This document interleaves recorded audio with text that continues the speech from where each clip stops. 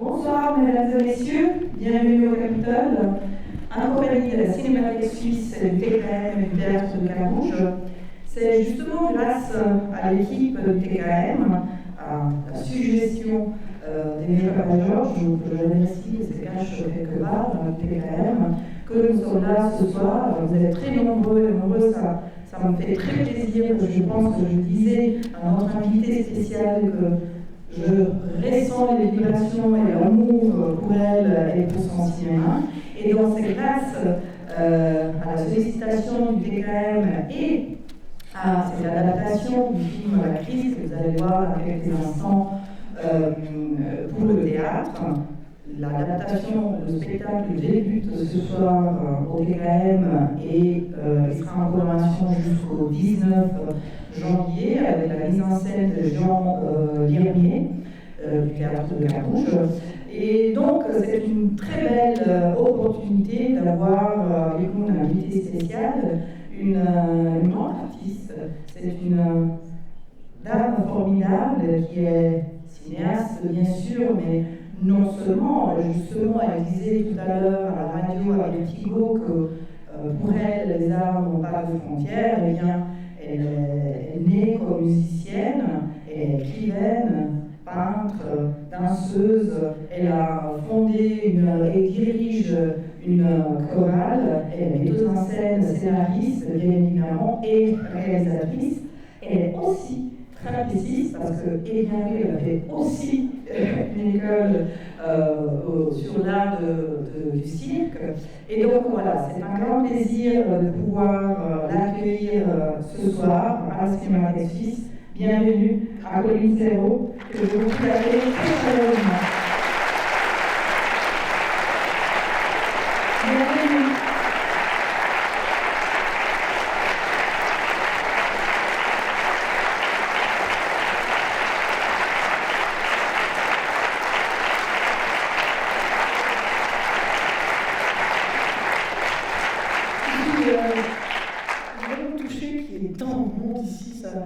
Voilà, je suis touchée. Merci. Mais c'est aussi grâce à votre suicitude, petite suicitude, je crois. Mon suicide. Suicitude. Suicitude. On tient, on l'assied ici. Mais moi, je suis d'origine suisse. Hein. Ben voilà.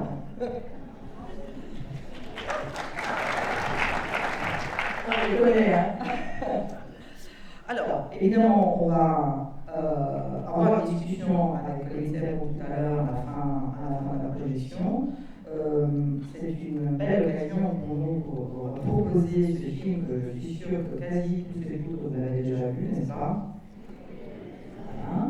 Mais bon, vous avez l'occasion de le revoir sur un bel écran avec le coup Vincent Lindon. Je tiens quand même à dire une chose. Vous avez entendu des milliers de fois, je le sais, mais quand j'étais ado, j'avais 15 ans, j'ai vu vraiment un coup. À quel point ce film m'a marqué, comme beaucoup de femmes et hommes aussi, m'a ouvert la tête, parce que j'ai compris que notre façon d'avoir une famille, de gérer la maternité et la paternité était possible. Donc, je voulais déjà vous remercier pour ça. Je ne sais pas si vous voulez dire quand même quelque chose juste avant de lancer la projection. D'abord, je trouve que la salle est belle. Et puis, je crois que c'est embêtant pour les gens dont on parle trop avant. Je pourrais dire des tas de trucs, mais bon, on le dira après. Il voulait réduire la discussion après à une demi-heure. Moi, j'ai le temps. Si vous voulez que ça soit plus long, ça sera plus long. Sinon, on se quitte tranquillement après des questions ou une discussion, quoi, entre amis. Préparez-vous quelques questions, il faut en profiter, n'est-ce pas? Bonne projection. À tout à l'heure, merci. Alors, je disais tout à l'heure, en essayant de résumer tout ce que vous faites et tout ce que vous êtes, je dis que vous êtes musicienne, parce que, en fait, avant de commencer à écrire pour le théâtre, le cinéma, vous avez fait des études de conservatoire, et justement aussi des études à l'école Fratellini, où vous êtes... vous avez appris l'art du trapèze, disons comme ça. Que vous avez fait il y a pas longtemps, en fait. Quand même. C'est quand même un peu. Il y J'ai arrêté, j'avais 60 ans, Oui, hier. Donc, l'école d'Anif Academy et PRS, bien évidemment. Après, vous avez commencé à travailler pour le théâtre, enfin, à écrire pour le théâtre et pour le cinéma. Et c'est en 75, en fait, que vous êtes mis derrière la caméra, en réalisant un premier documentaire.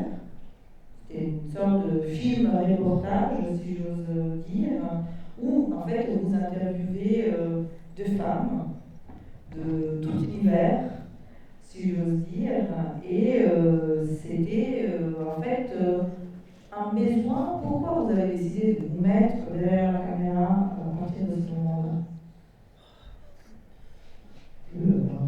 Non, mais c'était déjà. C'est-à-dire que là, quand vous le présentez, on dirait que c'est une ligne, vachement comme ça, séparée, tout ça, mais non. En même temps, je faisais des photos, j'avais du temps au cinéma, je faisais les cours au lycée pour aller à la cinémathèque, et j'avais toujours dans l'idée qu'il fallait également que je fasse un film. Tout ça s'est mélangé, quoi. Tout ça, c'était très mélangé. Et le trapèze, j'ai commencé plus tard, j'étais à danse avant, enfin, voilà. Mais on peut peut-être parler de la crise, peut-être. Oui, on va. Mais je trouvais intéressant ce documentaire où vous avez fait d'interview à des femmes, parce que je me suis vraiment dit, une femme pasteur de Genève, qui était super, elle s'appelait Colette. Elle avait eu, je crois, 7 ou 8 enfants, et puis elle avait fait, parce qu'elle voulait être pasteur, mais c'était impossible parce que c'était interdit pour les femmes, et elle leur disait, la maternité, je suis allée jusqu'au bout, j'en ai fait 8. Les études, j'ai fait la licence de théologie, ben, je suis toujours pas pasteur. Voilà. Et elle disait aussi, j'aime ce que j'ai fait, mais je n'ai pas fait ce que j'aime. C'était dans mes qu'est-ce qu'elle veut.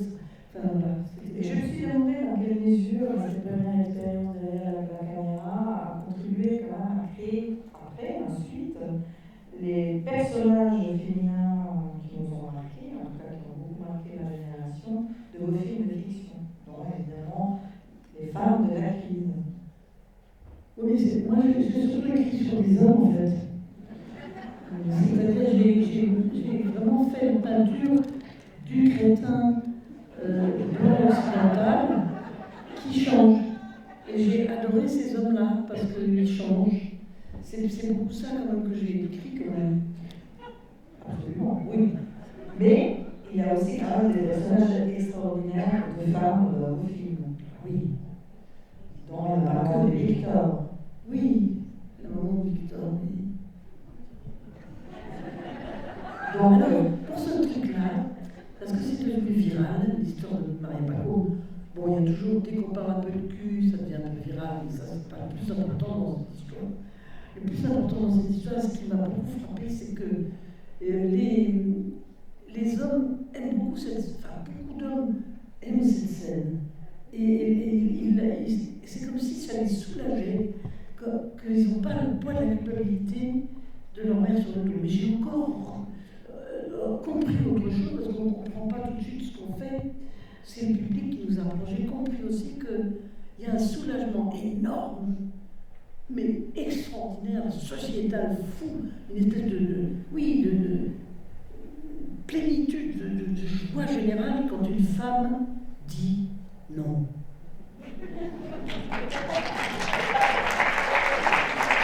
Non, je ne suis pas servante.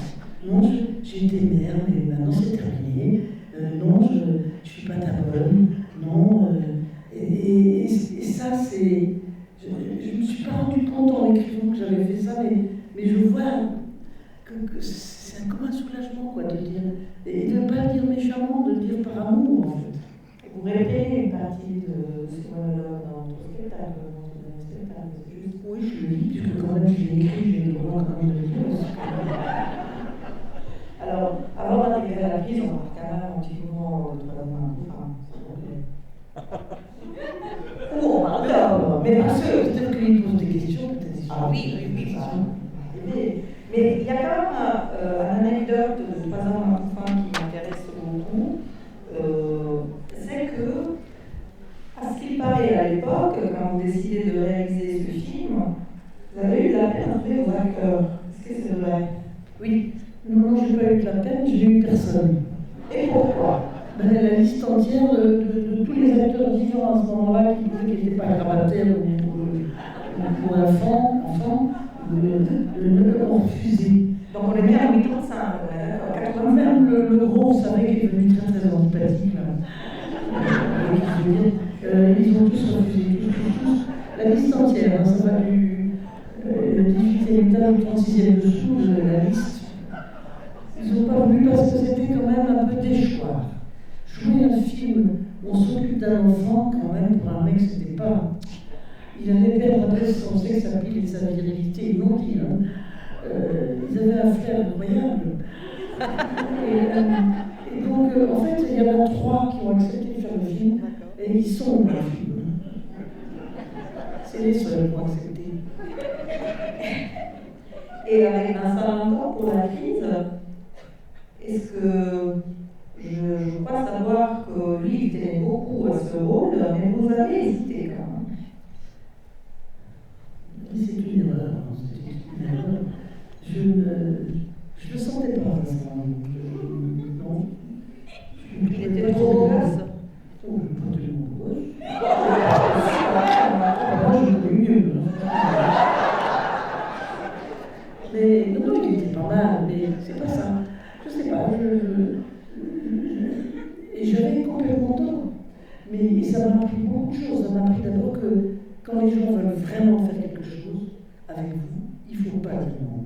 Parce que ça, c'est comme si la moitié du chemin du travail était fait et qu'il avait vraiment une frénétique envie de faire le film. Il a compris ce qu'il y avait dans ce film.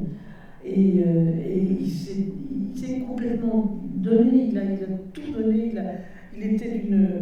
on travaillait ensemble bien, et ça a été vraiment un travail formidable. Comment on vous a convaincu à la fin que c'était le bon choix? Il a acheté un magnétoscope parce que je n'avais pas de télé ou de magnétoscope, et il me l'a déposé devant ma porte. Et il avait fait une bande vidéo avec tout ce qu'il avait fait comme film. Alors, quand j'ai vu ça, quand même, je me suis dit, quand même, c'est sympa. Donc, j'ai revu un peu ma. C'est comme Tim Seed, je ne voulais pas de Tim Seed. Il avait fait des essais pourris, mais mauvais, il parlait faux, c'était une horreur, Tim Seed. Donc j'ai dit non, il est très sympathique, mais je ne le prendrai pas pour le film. Et son agent m'a téléphoné après en disant mais si, il veut absolument faire, il faut que vous essayiez encore, il est génial. Donc j'ai dit écoutez, je ne le prendrai pas, mais comme je le trouve très sympathique, on va faire des essais. Mais je ne le prendrai pas, je le préviens tout de suite. Il est revenu, il n'était pas terrible non plus. Hein. Mais après, je ne sais pas, j'ai regardé tous les autres et c'est en fait, il était vachement bien. En fait. Mais moi, des fois, je peux aussi pas mal. Hein. Et c'est quand les gens. C'est une histoire d'amour tout à fait catholique, hein, je tiens à préciser. Mais entre les acteurs et les metteurs en scène, si lui il veut, ou elle, il faut prendre ça en compte, parce que ça va beaucoup améliorer les rapports pendant le tournage, parce que le tournage, enfin moi, je travaille beaucoup avec les acteurs. Justement, je me demandais, quand vous êtes scénariste, est-ce que au moment du début du tournage, est-ce que vous travaillez encore beaucoup sur le scénario? Parce que ce que je trouve extraordinaire dans vos films et dans ce film, c'est vraiment le rythme, le rythme serré, incroyable, de dialogue et du récit. Est-ce que vous travaillez avec vos acteurs? Non. D'ailleurs, j'ai jamais eu aucun acteur en tête quand j'écrivais. Je n'écris pas pour des acteurs et je passe les dialogues pendant des heures, comme dit Flaubert qui parle de Madame Marie, au gueuloir, c'est-à-dire je les joue jusqu'à ce que ça devienne vraiment tellement parlé qu'on croit que c'est improvisé. Et les acteurs, mais je ne dis pas que c'est comme ça qu'il faut faire, c'est comme ça que moi je fais. Il y en a d'autres qui font autrement, il y en a d'autres qui laissent de l'improvisation, il y a toutes sortes de. Chaque cinéaste a sa manière de faire. Moi, c'est à la virgule près. Il y a les les uns, les bons, les non, les trucs, tout ça, tout est écrit. Et Et je leur demande de savoir le texte au rasoir, avant de commencer le tournage.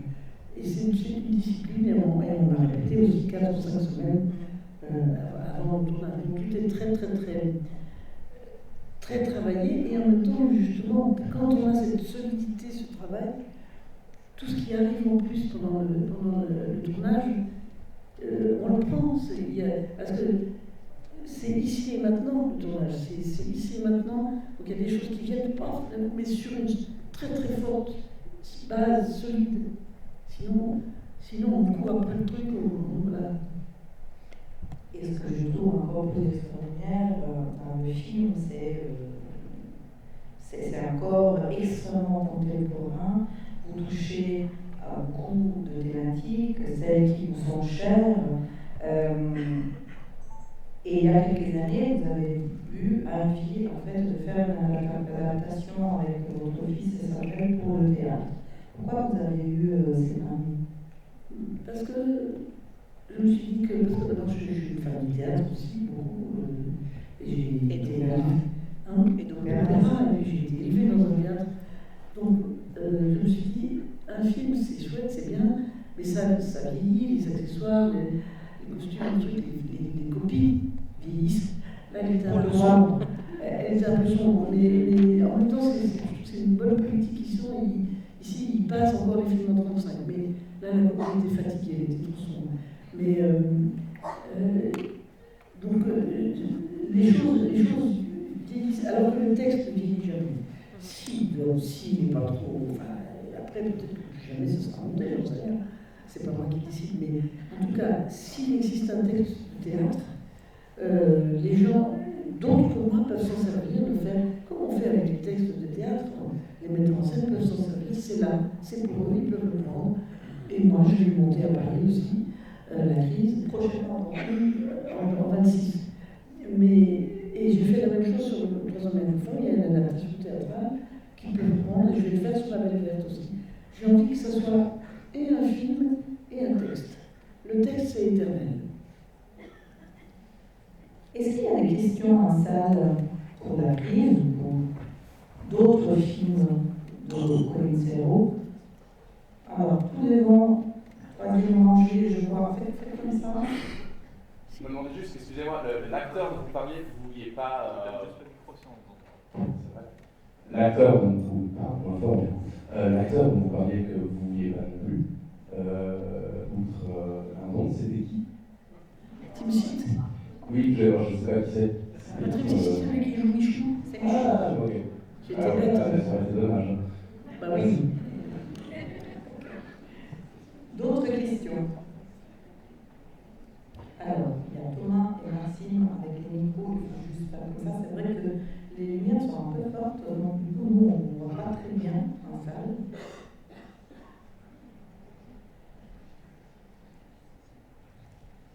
Ils sont timides. Oui, bonsoir.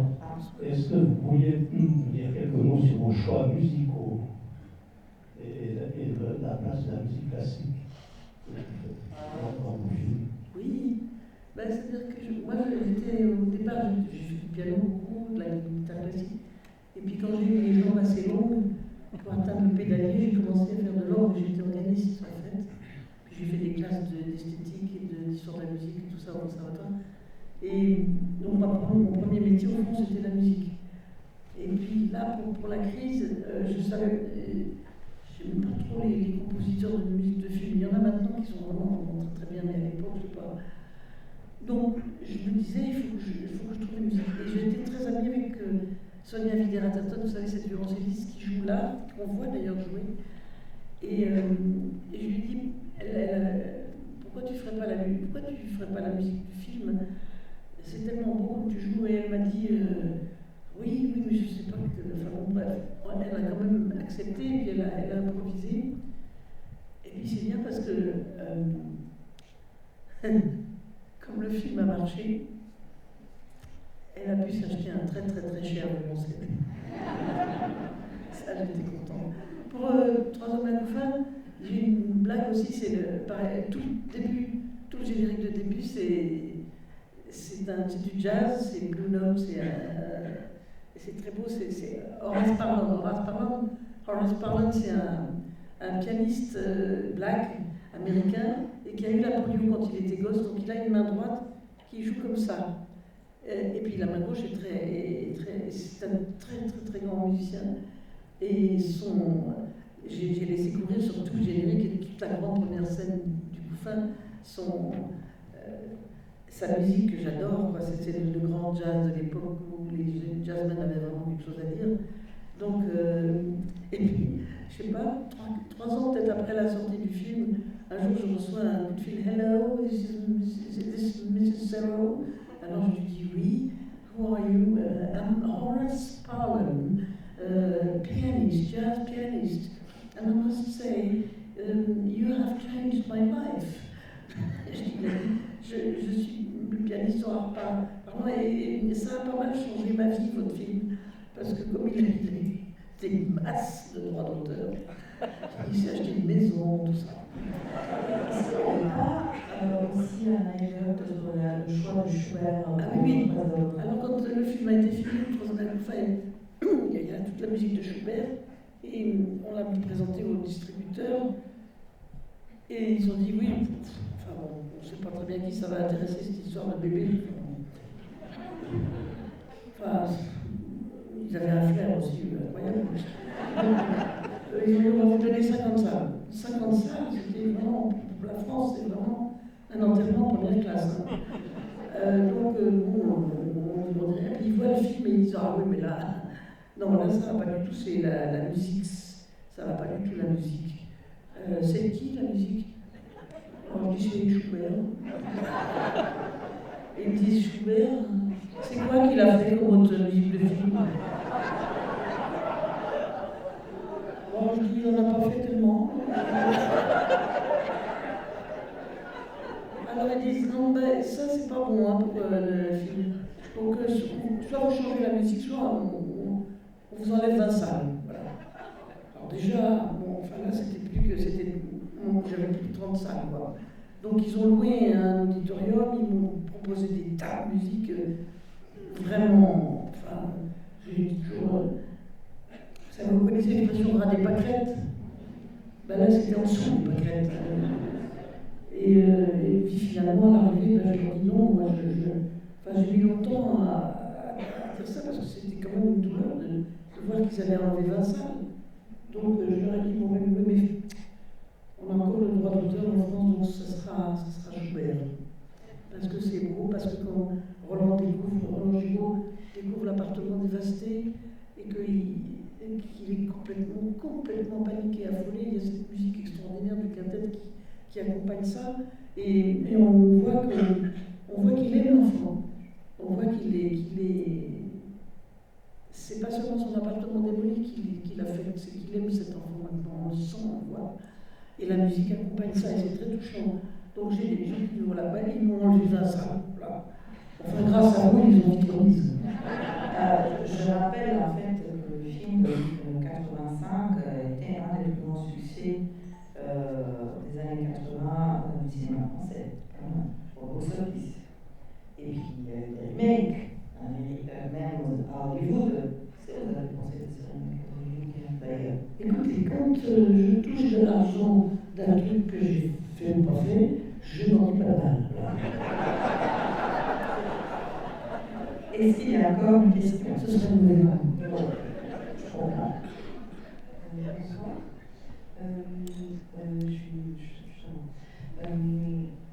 J'avais une question concernant l'adaptation théâtrale du texte.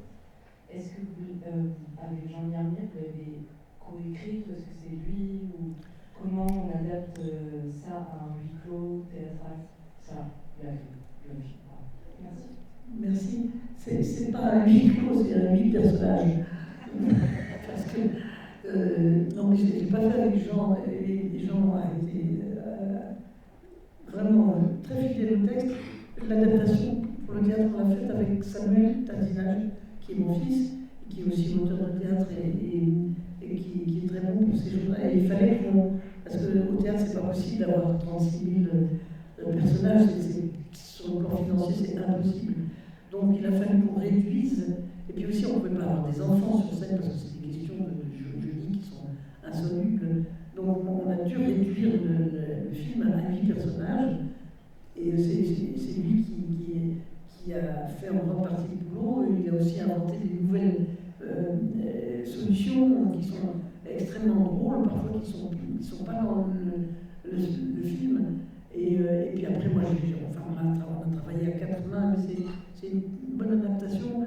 Et Jean Lermier a fait un boulot de mise en scène de ce texte. Il n'avait pas besoin de le changer. Et puis d'ailleurs, nous, on n'aime pas qu'on change le texte. Tout au fond. Bonsoir. Merci pour ce magnifique film. J'avais une question. Quand j'ai eu la chance de voir l'adaptation théâtrale au théâtre de Carouge, qu'on a aussi beaucoup apprécié, mais je me posais la question sur quand vous avez réécrit le scénario, pourquoi il y a eu cette volonté de moderniser le langage avec les allusions, par exemple au Uber, à Dubaï et tout ça. Pourquoi cette volonté de remettre ça dans l'air du temps des années de maintenant? Bon, parce que c'était pas, on n'a pas voulu le faire systématiquement, mais c'était drôle aussi par exemple chez l'homéopathe, que ce ne soit pas une espagnole, mais plutôt un petit gars qui cherche un petit boulot et qui en fait télécharge illégalement des tas de films aux frais de la princesse. C'était pas une volonté forcément de moderniser, mais de s'adresser au public de maintenant, simplement.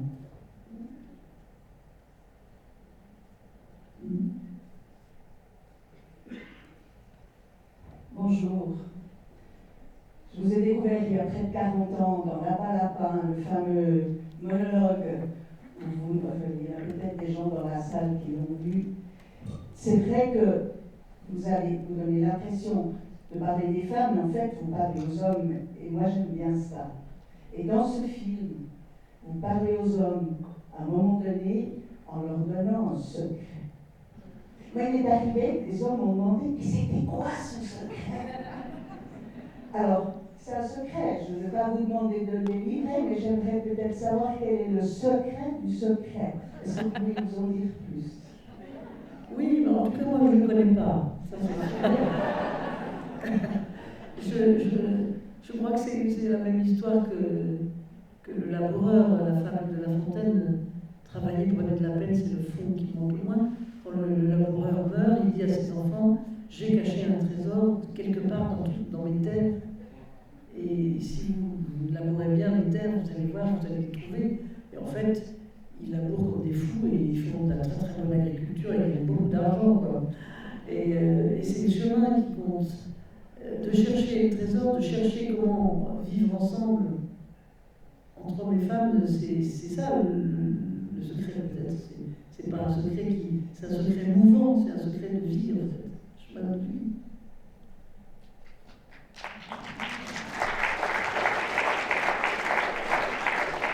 Et encore une main tout au fond.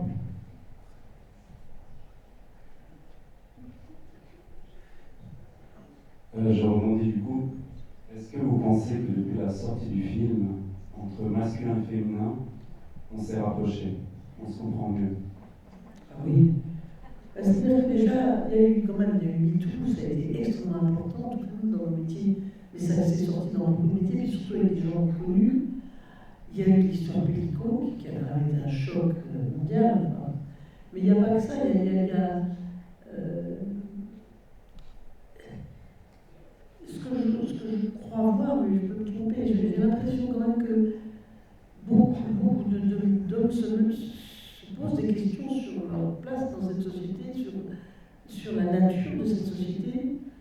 Et il y a eu déjà des bouquins, je ne sais pas si vous avez lu Des hommes justes de Jablonka, c'est un très bon livre justement sur la réflexion sur comment être un homme en ce moment.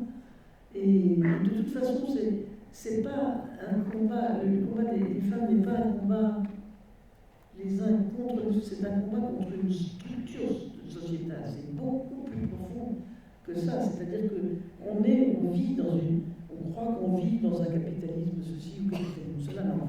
En dessous de tout ça, c'est comme dans un ordinateur, en dessous de Windows et tout ça, vous avez DOS. Vous avez les langages des 0 et des 1. Et bien, notre société, le fond final de la société, c'est le patriarcat. C'est-à-dire qu'il y a eu un moment, je ne sais pas quand, historiquement, où les structures peut-être naturelles se sont organisées comme ça que les femmes étaient cantonnées à une certaine place, avaient visiblement un rôle inférieur, bien qu'elles aient aussi des pouvoirs, mais, et que les hommes ont pris la direction des affaires.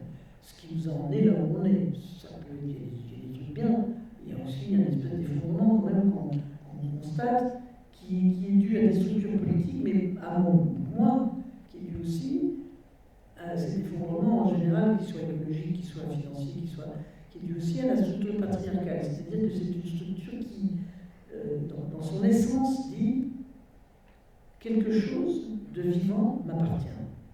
Le corps de ma femme, le corps de mes enfants, et ce qui m'appartient, c'est à moi, je peux en faire ce que je veux. La terre ou l'utérus, c'est pareil, hein, c'est symboliquement, et psychanalytiquement, c'est la même chose. L'humus, l'humilité, la terre, c'est la femme, et donc ce qu'elle produit, ça m'appartient, comme ce que produit la terre m'appartient.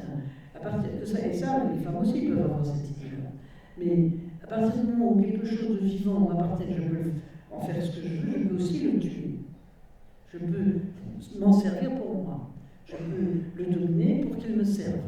Et c'est là la racine de toute la misère, quoi, de toute la misère dans laquelle on se trouve maintenant, même si on est riche. Parce que la misère, elle se calcule pas seulement par le fric. Mais je pense que ça commence à venir à la conscience. Je sens bien que ce que je dis là, c'est encore très en avance, mais c'est pas grave, je le dis quand même. Et je sens que ça vient à la conscience et que à partir du moment où ces structures-là ont vraiment les remettre en question, les hommes, déjà, eux, iront beaucoup mieux parce que nous, de toute façon, ça ne peut pas être pire, on va toujours aller mieux. Hein. Mais je crois que les hommes, ils n'ont même pas encore compris à quel point ils vont mal. Et que ça va être formidable pour eux.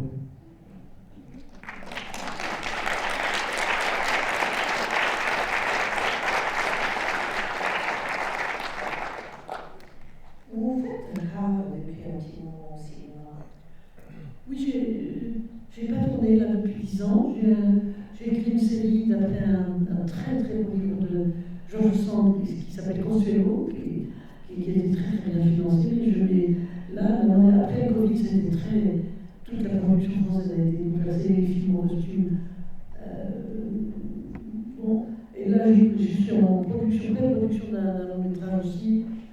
Il est extrêmement subversif, et c'est faible comme mot. Donc je sens quelques résistances, vous voyez. Mais franchement, j'ai déjà fait pas mal de films, donc je ne vais pas non plus. Je joue au théâtre, j'ai des dates de tournée jusqu'en 2026, je donne beaucoup de concerts, je suis à l'Académie des Beaux-Arts, et je suis maintenant, cette année, il se trouve que je préside aussi l'Institut de France, donc je croule sur les trucs à faire. Je donne beaucoup d'ateliers pour des comédiens. Donc, si ça se fait, c'est super. Ça s'appelle Tempête, mon film. Et puis, dans l'année passée, vous avez commencé ce spectacle One Woman Show. Vous êtes toute seule sur scène et en fait, vous vous racontez. Oui, je raconte pas que moi, enfin, je raconte des trucs, quoi. Mais ça s'appelle La Belle Histoire. Je l'ai beaucoup joué au Théâtre Michel à Paris, et puis là, je pars en tournée avec. Et si jamais vous entendez parler que ça ne joue pas, venez le voir. Alors, Parce que vous partirez en civière tellement c'est drôle. Et on a vu tout à l'heure, donc il y a une première date en Suisse à Porrentruy en février, si vous l'avez. Le 21 février. Voilà, mais il y aura d'autres dates, 26. Oui, il y aura pas de date en Suisse, il paraît.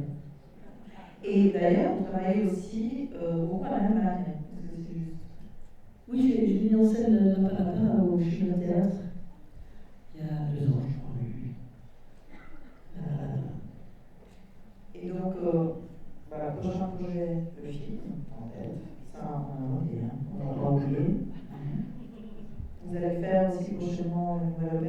mise en scène. Oui, ça c'est une petite opéra baroque que je vais faire à Port-Montruy avec une claveciniste, une dame suissesse qui s'appelle Cécile Mansuy, et ça s'appelle Tierra non More. C'est des musiques de Monteverdi. Je ne sais pas du tout ce qu'on va faire, mais je sens que ça va être bien. Est-ce qu'il y a encore une dernière question pour Pauline Serrault, qui après va rejoindre quand même, je crois, l'équipe que va de la mise en scène?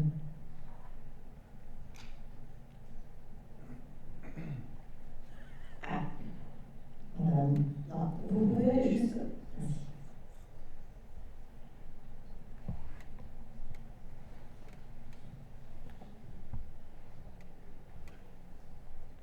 Moi, je voulais simplement vous remercier pour toute votre œuvre et pour l'énergie que vous avez encore et toujours. Oui, avec ce que vous avez dit que vous êtes en train de faire, moi ça me fatigue. Donc voilà.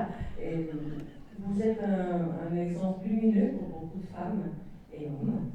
Et puis, donc, et j'aime le mot subversif. Je crois qu'on en a besoin. On a besoin pour réveiller les consciences, on a besoin de tout ça.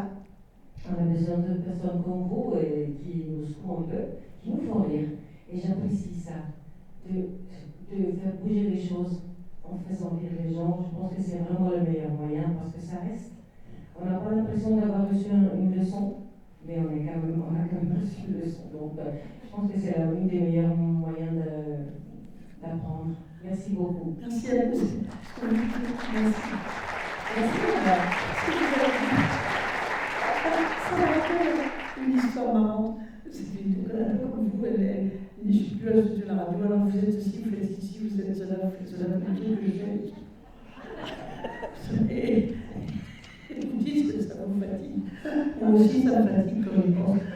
Et puis, il y avait une dame, elle avait dit oh, bah, c'est super comme ça, elle bosse et nous, comme ça, elle avait bossé, elle s'était bien fichue de moi, et j'ai trouvé ça formidable.